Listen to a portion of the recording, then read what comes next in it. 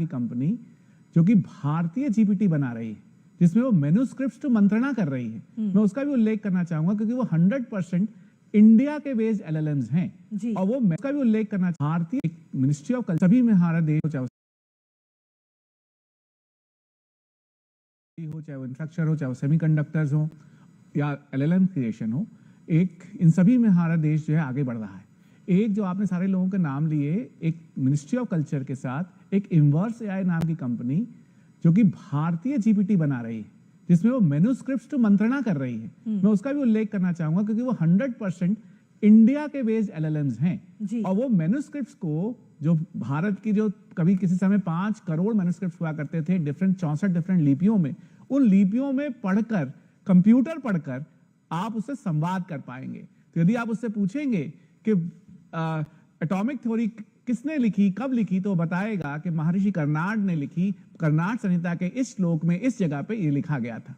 तो इस प्रकार हम अपने भारत की जो अपना करेक्ट नैरेटिव है, अपनी करेक्ट इंफॉर्मेशन है, वो भी एआई के थ्रू, वार्तालाप के थ्रू बता पाएंगे। तो जहां हम स्किल डेवलपमेंट में या ऑफिस के अंदर या हेल्थ केयर में या एग्रीकल्चर में या ऑपरेशन सिंदूर में, उसी तरीके से माननीय हमारे प्रधानमंत्री जी का जो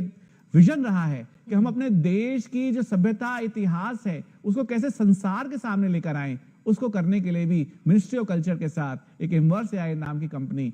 भारतीय जीपीटी बना रही है और उसका इस समय प्रदर्शनी में उसको देखा जा रहा है। आज हो सकता है प्रधानमंत्री जी सभी राष्ट्रीय अध्यक्षों के साथ उसको देखें और उसके बारे में सबको बताएं। तो आत्मनिर्भर हम सिर्फ इन 5 फील्ड में नहीं, हम अपनी संस्कृति को, अपनी हिस्ट्री को, उसको सबके सामने लाने के लिए भी कर रहे हैं। जो हमारा एक धरोहर है मैन्युस्क्रिप्ट्स का, हमारी जो इतिहास है, उस जो कि कई बार आ ही नहीं रहा था सामने और क्योंकि जितने भी वेस्टर्न एलएलएम्स हैं वो वेस्टर्न नैरेटिव्स पे हैं, वो विकिपीडियाज और उनके डेटा के ऊपर सेट हैं, तो हमारी चीज को शायद करेक्टली नहीं बता पाएंगे। इसलिए हमारे लिए वो भारतीय जीपीटी बनाना भी उतना ही आवश्यक था। बिल्कुल, और उसकी जरूरत ना सिर्फ महसूस की गई बल्कि उसका जो सीधा प्रभाव है वो भी हमें नजर आता है। डॉक्टर राजन, अगर देखा जाए